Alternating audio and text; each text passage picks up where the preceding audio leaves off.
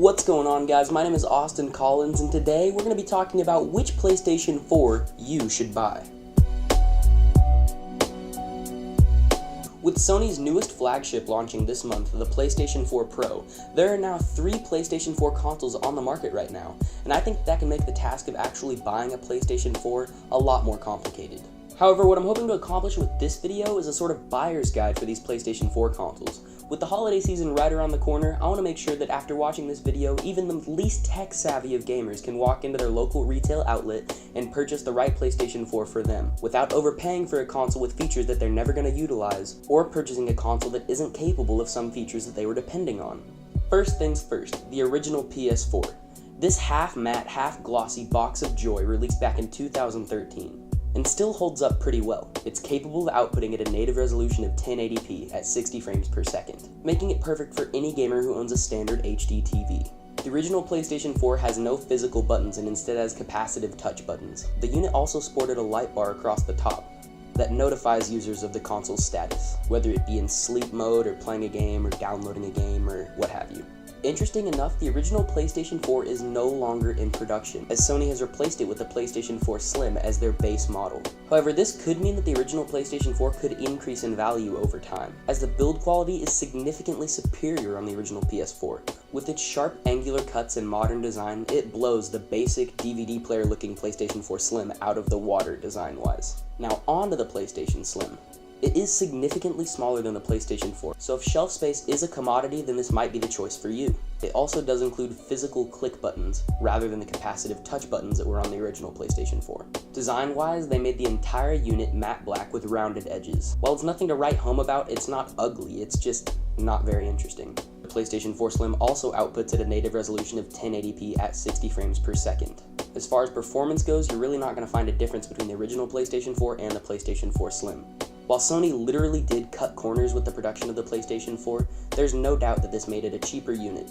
Right now on Amazon for $299, you can get a 500GB PlayStation 4 Slim and Uncharted 4 A Thief's End, which is a pretty good deal when you look at the $400 starting price of the PlayStation 4 back in 2013. On to the newest console in the lineup is the PlayStation 4 Pro.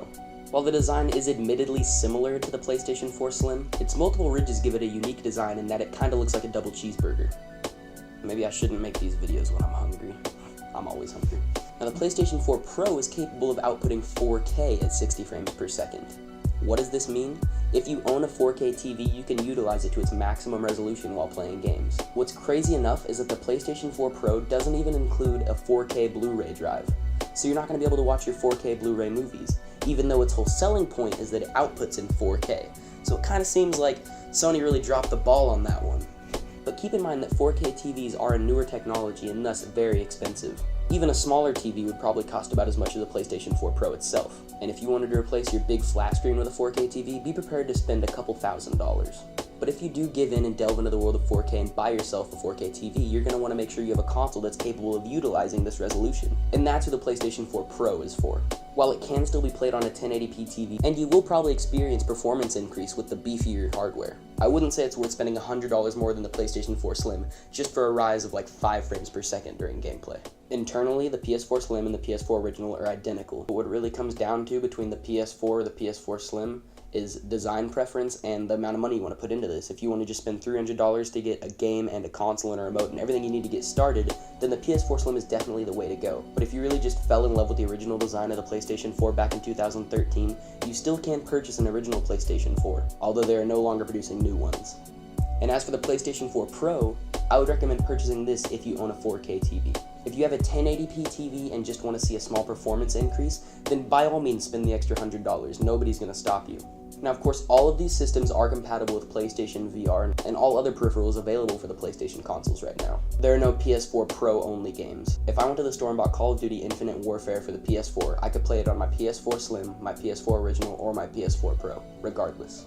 I hope I was able to educate some of you out there, teach you a little bit about the different consoles, and hopefully now you know which PlayStation 4 you should buy. Thanks for watching, and see you again.